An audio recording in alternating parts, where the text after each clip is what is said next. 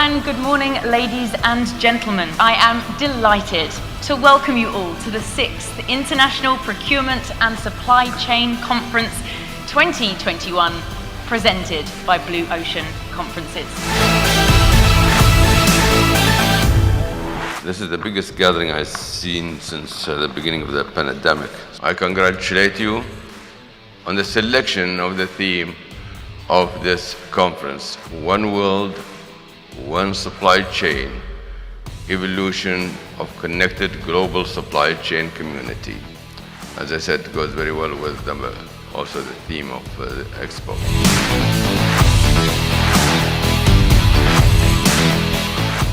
We shall now explore a keynote topic of the utmost importance, a subject that speaks to connectivity between supply chain and sustainability. To discuss more on this matter, please welcome to the stage the Senior Director for Supply Chain Lead of Africa, Middle East at Pfizer, Stacey Tackett, to the stage. Please give her a very warm welcome. And for the panellists, please welcome Mr. Franco Liebenberg, Director of GLS International, Mr. Rana Sengupta, CEO at Unilever, Dr. Benjamin Bvepfepfe, Academic Program Chair at Higher Colleges of Technology UAE and Regional Chair at CILT UAE, and Mr. Wence Morris Joseph, Senior Faculty for Shipping and Logistics at Blue Ocean Academy. Salam alaikum. I think we all have realized today that the critical importance of logistics has in our lives. If it was important prior COVID, now it's critical. Now logistics is associated with essential things, not just transportation. Essential things as medicines, vaccines, food, or even water. So logistics is now critical in our lives. Fortunately, here in the UAE, our home, we're not experiencing shortage or even scarcity. Unfortunately, that's not the same luck in other places in the world. So logistics, as I said, is not only transportation. It's something now really linked and associated with our daily lives. So with no further introduction, we'll go to the panel.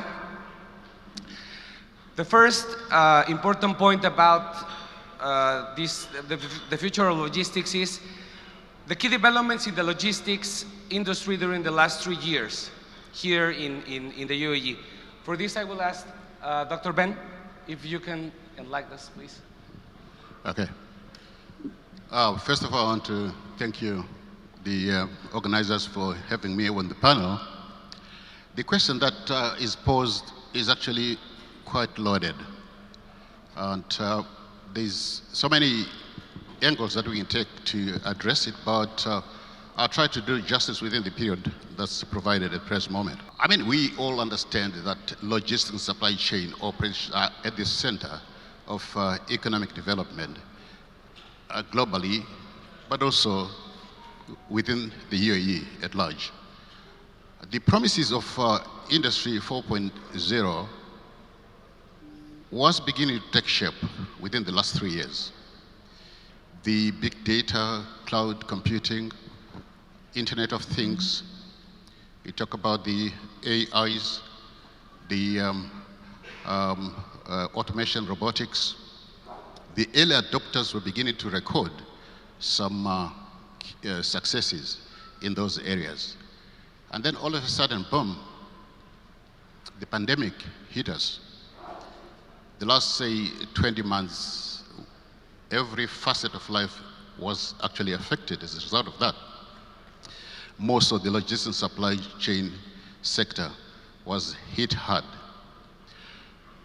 However, the urge to survive and also the urge to maintain an acceptable standard of living resulted in some innovative mindsets within logistics supply chain industry. We begin to see now businesses changing the way supply chains were designed, the way supply chain actually delivers products and services to the customer, especially the last mile in that area. That's one angle. And then the other angle is that of um, sustainability. The buzzword for sustainability is still there today, but we now see industry, especially logistics supply chain operations, embedding sustainability issues within their strategies.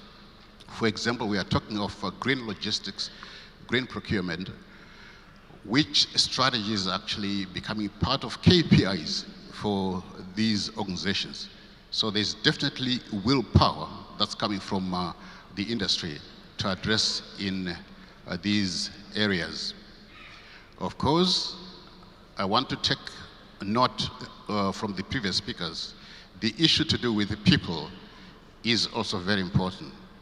I know for certain that most institutions, including those in higher education, they have taken on board the kind of supply chain structure and the skills that are required for the next generation of supply chain managers. So we're actually seeing a revamping of modules, courses, and skills development programs within that area. So these are the key developments that I think are going to drive the future logistics supply chain within the UAE. Thank you so much, Dr. Ben.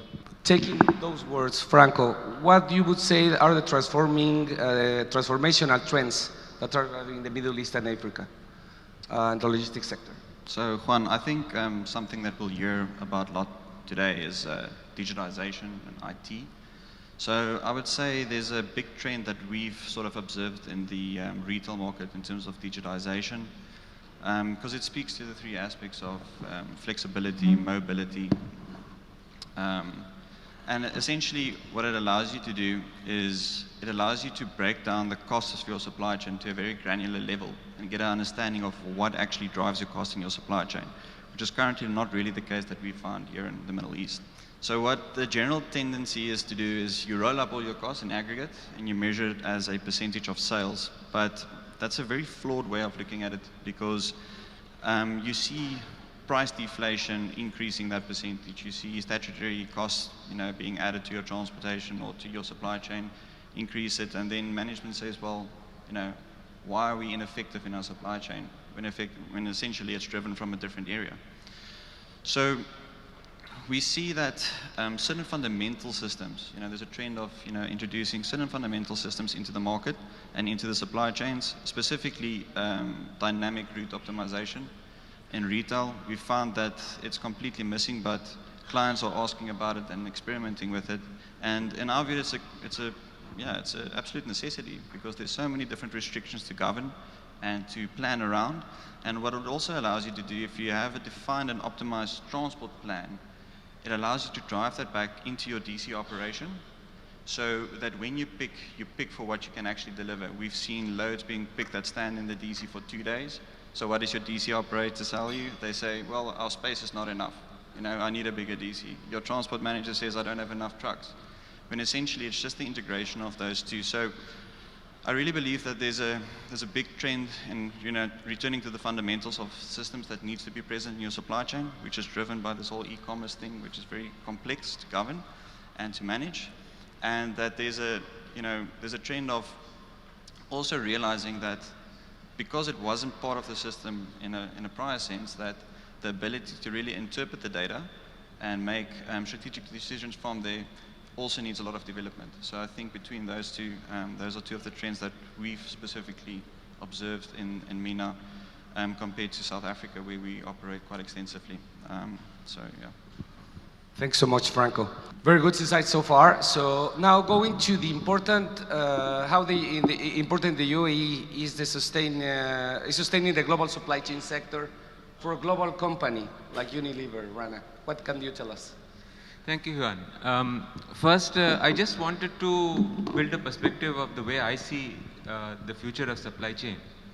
And one of the things that's happening, which has got aggravated by COVID, is moving away from what we call manufacturing super centers, and there are a few countries that have become super centers, to a much more dispersed and locally focused manufacturing. And so local for local is going to be a trend for the future.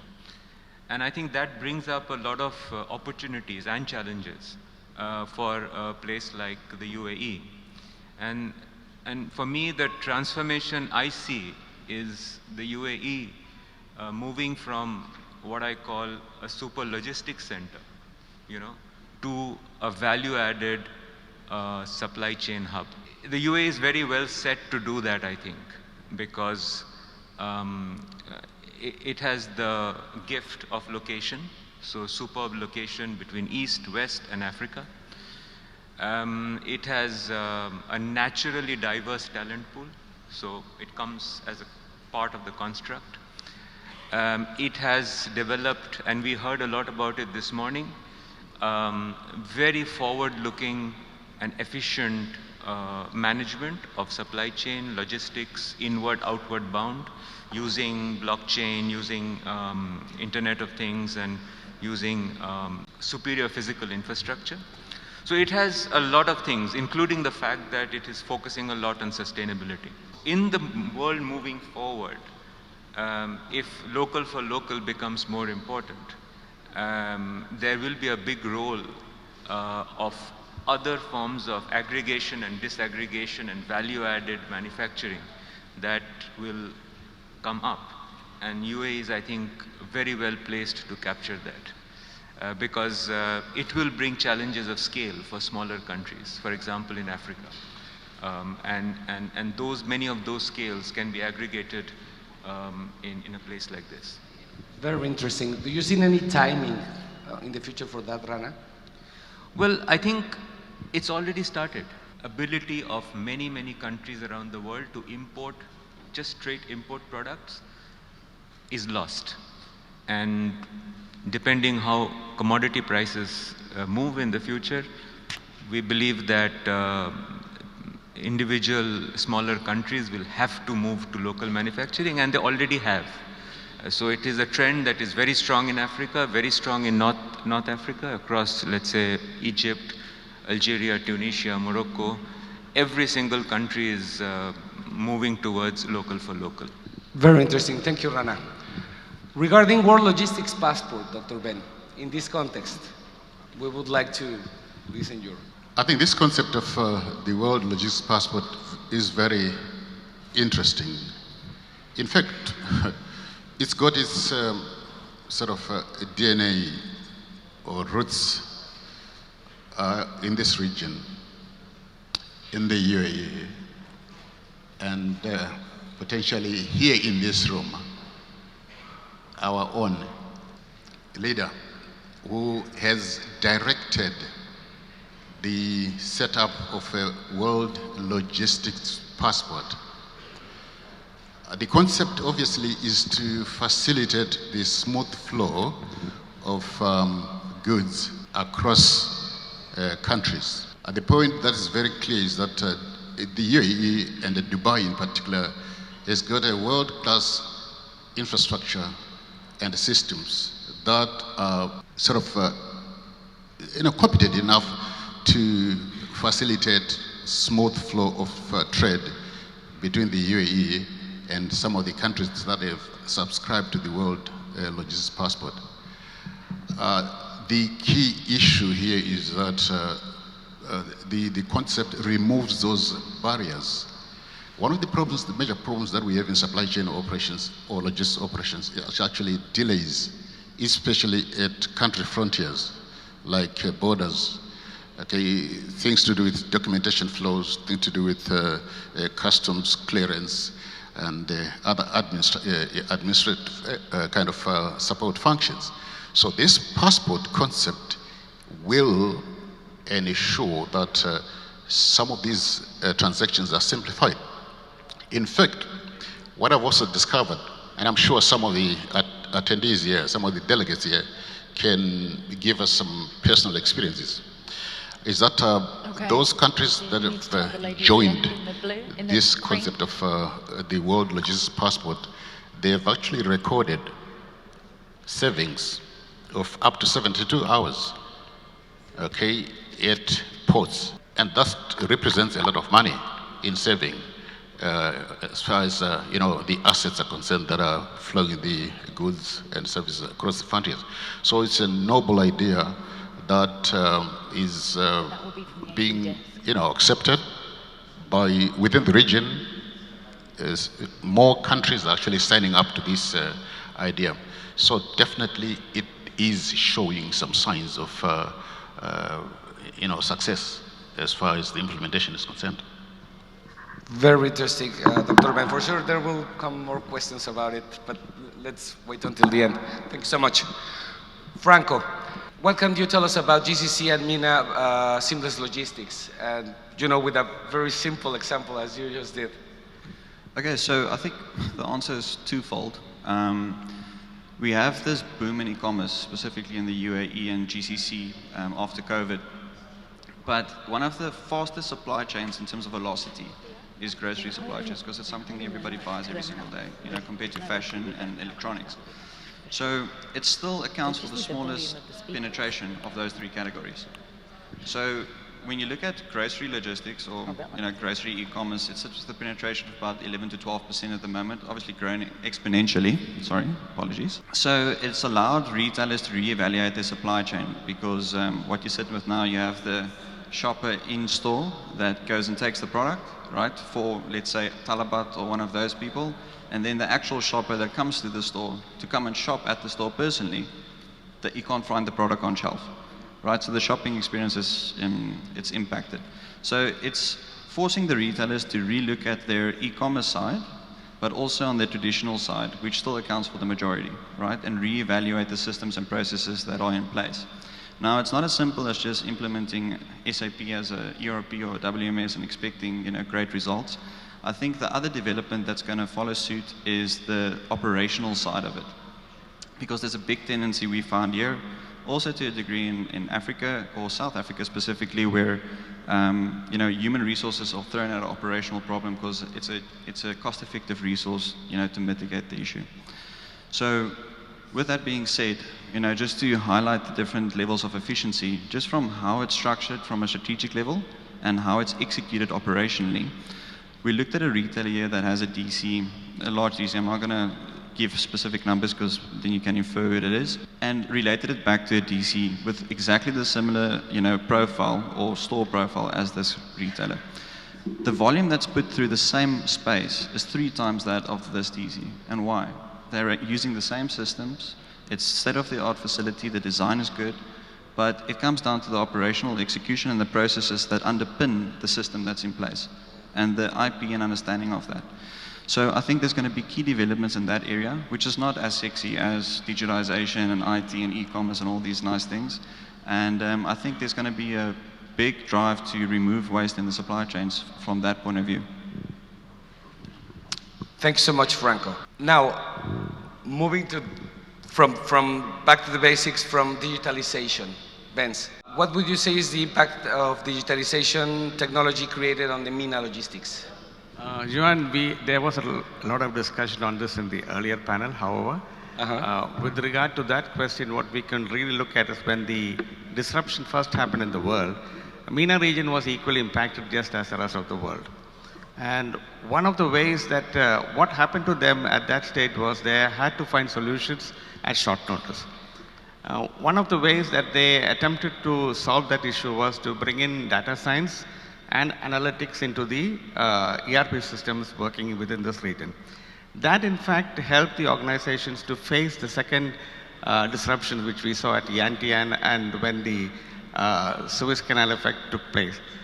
This was actually a game changer within the MENA region, and we see that there has been a great deal of investment now into data science as well as into analytics, and the skill required for that kind of deployment of the staff also has to be now looked into, and there seems to be a great deal of investment in universities and colleges around, creating more talent basically into data science and analytics.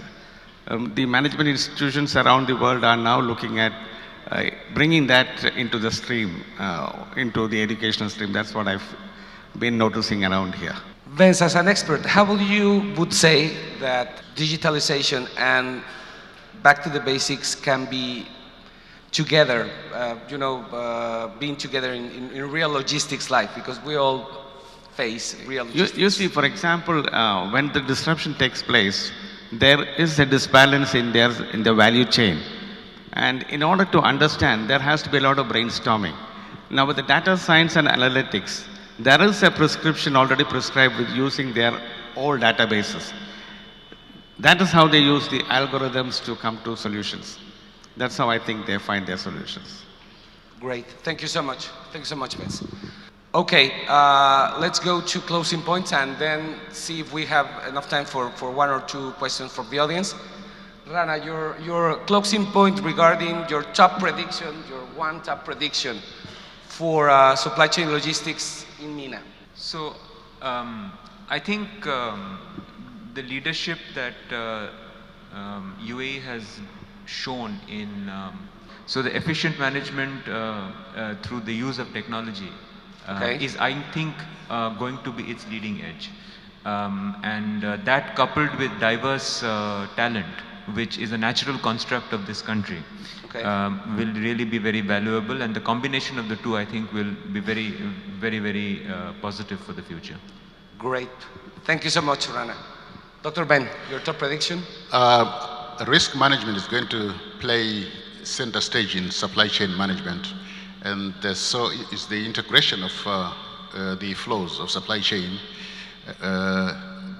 The other point that I think is important as well is transformation of education and training. That should then embrace the new skills that are required for supply chain operations. Thank you so much, Dr. Ben. Franco, your top prediction? I think where the UAE might be lagging in some areas, that they would be able to catch up with the rest of the world, with the likes of Europe and America and Australia specifically, within the next 2 to 3 years, because the requirements of the consumer is going to demand that. So we're going to see quite big leaps and development in the supply chain where they are lacking. Okay, I would agree. Wence? I think what we see is to keep matters very simple. That's where business would like to thrive, and UAE seems to be doing that the right way. We see Hamria now opening up their doors to investment, and this, I think, is looking at it from that angle. I think there is immense possibilities of this booming in this region, immense growth. So you would say booming through simplicity? Naturally, that's the best way forward. Very interesting. Thank you so much, Wence. Thank you so much, and that's it. I think we had a few technical difficulties, but yes, we will come and find you at the end. Gentlemen, stay put, please do. We would like to show you a small token of our appreciation. Please welcome to the stage Dr. Sunil Manjarekar, CEO of Sandbook Quality Consultancy, and Mr. Mohammed Shafi, Director at Blue Ocean Academy.